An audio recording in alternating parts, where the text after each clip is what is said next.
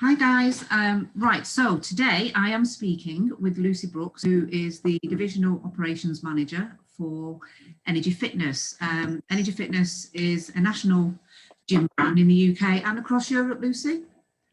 Yeah, well, we're a global really, but it's not as global as in every country. But we are getting there. We're spreading out further. So we're looking at Spain and India at the moment.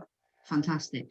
So yeah, so the reason I've got Lucy on today is to talk about Energie Fitness's approach to mental health and health and well-being across the organisation. You know, we all know that with COVID at the moment, you know, the gym and fitness industry has been one of the hardest hit industries financially throughout this whole pandemic, having been closed. And we know there's, you know, obviously a lot of debate out there as to whether gyms should be classed as essential and be allowed to keep open still. That doesn't, you know, while all of that debate's going on, that doesn't detract from the fact that, you know, the fitness industry is losing revenue. So Lucy, interestingly, you as Energie Fitness have implemented a mandatory mental health policy across all of your network, haven't you, in the UK? So what I want to do today was to have a little chat with you about that, the reasons behind it, and what that actual policy is made up of and the driving forces behind that. So do you want to, first of all, why you decided to look at mental health across the network in the middle of a pandemic when your clubs are closed? Well, we'd already started to look at prior to the lockdown. We'd obviously started to have a conversation around training, and what we wanted to implement at that point in time was to have a mental health first aider in every single one of our clubs, and also in our head office. And some of the reasons behind that was because in the fitness industry, if people will talk to you. We're a bit like hairdressers in some respect in terms of our personal trainers and fitness instructors. People will confide in you in lots of things during a PT session, during classes. We build relationships with people. And I felt from when I was a general manager, after I'd done my mental health first aid training and awareness training with you guys, that I maybe hadn't dealt with things in the right way before, not intentionally, but just because I wasn't educated enough. I thought I was doing the right thing, but I now know more. So that was the priority for us, was that because we are with people on a daily basis, that we needed to make sure that our teams were educated enough to deal with the situations, and also for their own look after themselves as well. Because, you know, if somebody does tell you something about themselves that they're struggling with, or they're having a tough time, or they're going through a certain situation, how do you deal with that information, you know, as well? Because I think that is a priority. And we also come up against things where people have, you know, body dysmorphia, and, you know, there's substance misuse in terms of steroid users and stuff. I'm not saying that we have that in our Energie clubs, but there are going to be people with members and people within our industry who go through that experience. So it's being able to educate our teams on how to deal with those things, and also look after themselves properly as well, because and there still is a massive stigma out there in all across everywhere, I think. So whereas in people wouldn't necessarily say if they're struggling or they're feeling worried about anything in any shape or form, and I wanted to take some of that away. So that was the first point before lockdown. Then lockdown happened, and things obviously changed dramatically, and that slowed that process down. So both myself and one of my head of training, we were going to go through the training, and then we were also then going to implement that with you guys across the board. And then lockdown happened, and that stopped. And then we obviously looked at the Flourish platform, which I thought was absolutely, I was blown away by it. And what was it about the platform that kind of really blew you away, that kind of grabbed your attention in terms of Flourish? And again, for people that are watching this who probably haven't got a clue what we're talking about. Yeah, what are they talking about?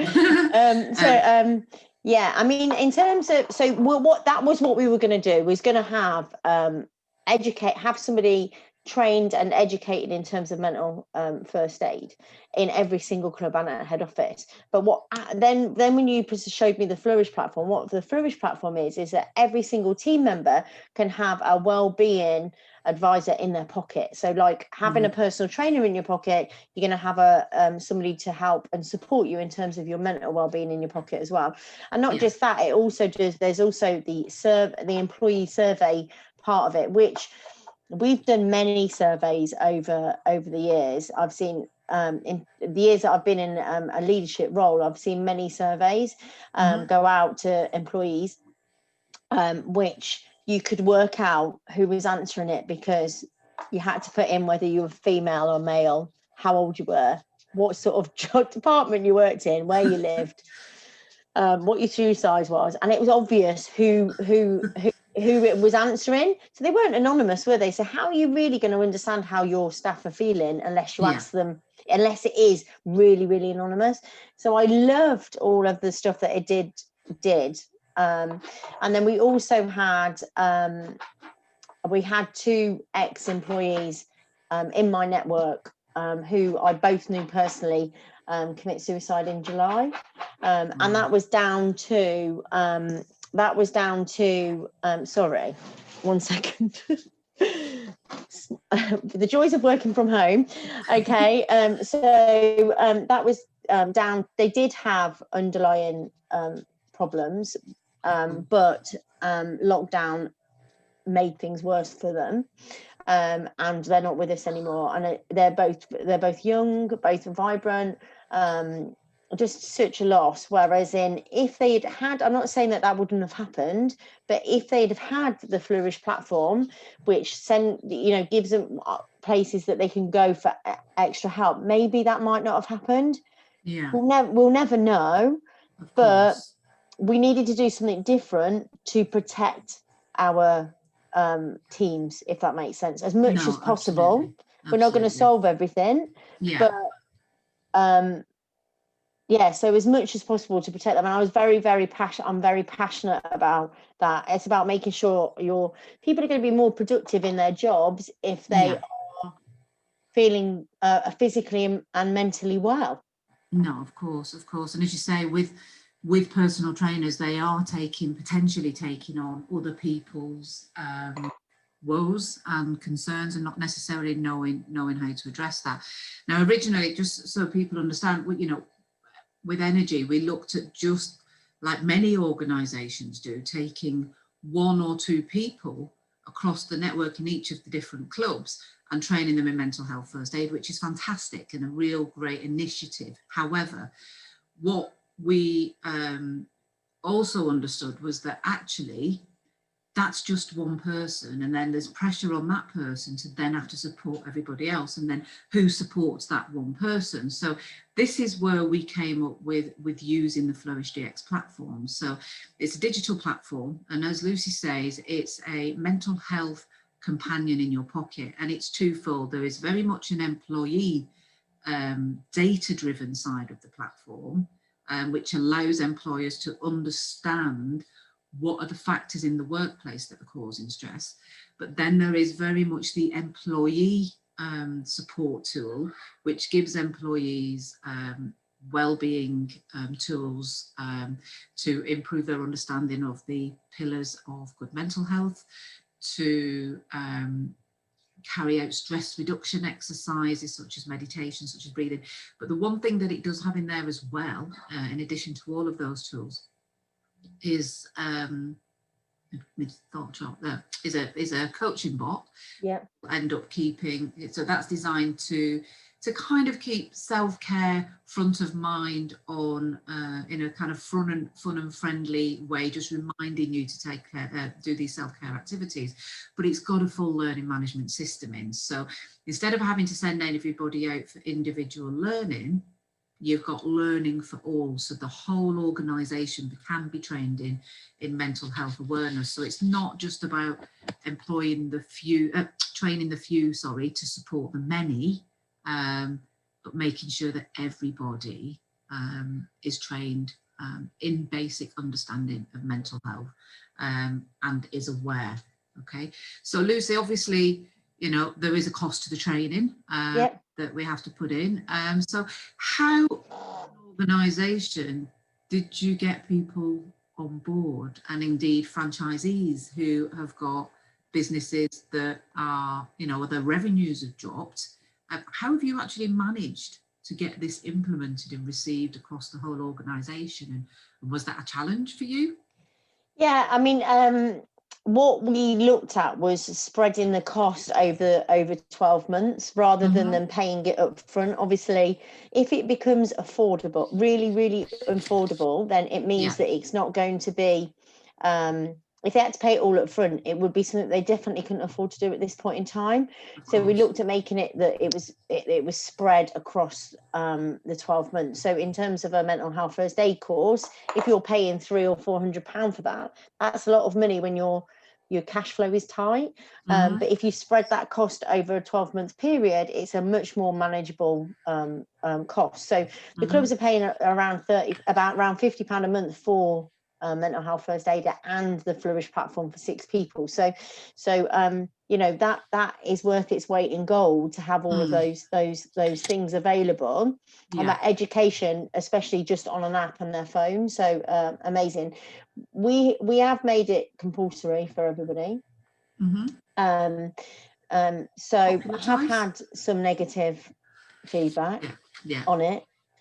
But when we've had conversations around it and when they've actually seen the platform, that has changed. But I think, especially in this current climate when money is so tight, of course, if any cost, people are going to question it. So some people are questioning it, and once they understand it, they're fine. So some people are a bit old school when it comes to mental well-being. So that's a different conversation to have with people, which can be challenging. But you know, we need to move this forward, and that's the way that we need to move it forward. And I think once they understand my passion, they're more willing to go along with it. Willing to go on board. And again, I think with anything like this, when you're trying to affect change, and this is one of the factors that the work design survey looks, is how we do that change consultation, how we try to push change through in the organisation. You're never going to please everybody all of the time, are you? No, exactly, yeah. So tell us me a little bit about how you're actually going to get this implemented across the whole organisation, because again, one of the things with the platform and with any well-being tools that are brought into any organisation is engagement, isn't it? And getting people interested in using the platform. You can provide all the tools that the best tools in the world, but if people don't pick them up and use them, then, you know, what benefit is that going to have? So how are you within Energie ensuring that is getting done across all levels? Yeah, I mean, at first, it's been about training. So showcasing, showing, you know, doing some webinars, showing people how it works. We've also got a Facebook group that we all talk about things and share best practice on there. So we've launched it, and at the moment, it's more about talking about it constantly and getting people for it to be at the forefront of their mind when they've got a lot going on at the minute. So and then we've got some wellbeing champions across the group. So I've got one in every sort of region. And then once things have settled down a little bit, we're going to start working with the champions to drive that culture forward. And then there may be a little bit about who's doing the best in terms of their training on the platform, because you can do lots of e-learning, and who's got the team that are the most engaged with it. Everybody lives a little bit of a league, don't they? Nobody wants to be the bottom of one. So that's my next stage. So get them using it, get them feeding back on it, keep talking about it, and then we're going to league it. And then in terms of the champions that you've got across the network, you said there that you know, you've chosen it so you've got a good spread across the network in terms of geographical location. What about in terms of job function and job role? Yeah, they're more the senior people, so they are franchisees or general managers. Yeah. They have all done the mental health first aid training. Okay.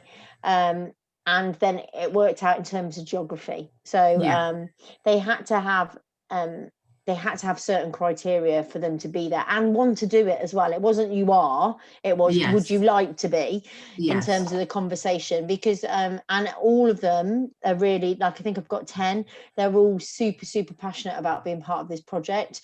So, you know, we need to have the right voices driving it forward for us to create this as a culture within the business, and without that it will not happen, and I can't do that on my own, so we have to get the others involved.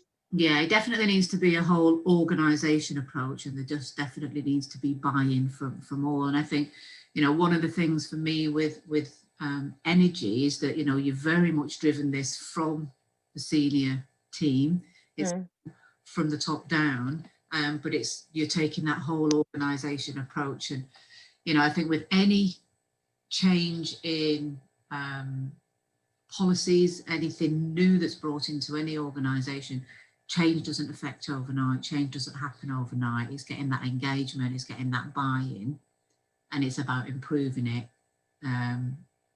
each and every time, and taking that step by step approach. Exactly. It's not going to happen straight away. Each day we're getting more and more people engaged in the platform. I'm not going to say we're always going to have 100%, because you won't. But it's a work in progress. Yeah, absolutely. But we're getting positive feedback. Yeah, massively. Yeah, and everybody's on there now, so that's been good. And it'd be great to kind of catch up in 3 months or 6 months time and see, you know, what are some of those kind of key improvements that you've seen through the network in terms of morale and well-being, and training and getting everybody skilled up. Yeah, and I think it'd be good to get some feedback from some of the people who are using it in our network as well. And you know, so rather than just be from me, but you know, team members, get them to do a bit of a video call with you, to show what they got from it, because I think everybody will get different things depending on how they learn, or how educated they are in terms of things, or, you know, so different people will definitely get different stuff. So we'll I think that'll be a good idea. Okay, well, thanks for your time today. No problem. Joining me on the call, and yeah, we'll see who comes on next from Energie and what feedback you've got on the platform. And we're really looking forward to kind of continuing to work that with you and make sure we get what it does what it says on the tin, and everyone starts to flourish. Yeah, absolutely. Especially through these times. So thank you for today, love, and we'll catch up soon. Awesome. Thank you. Thank you.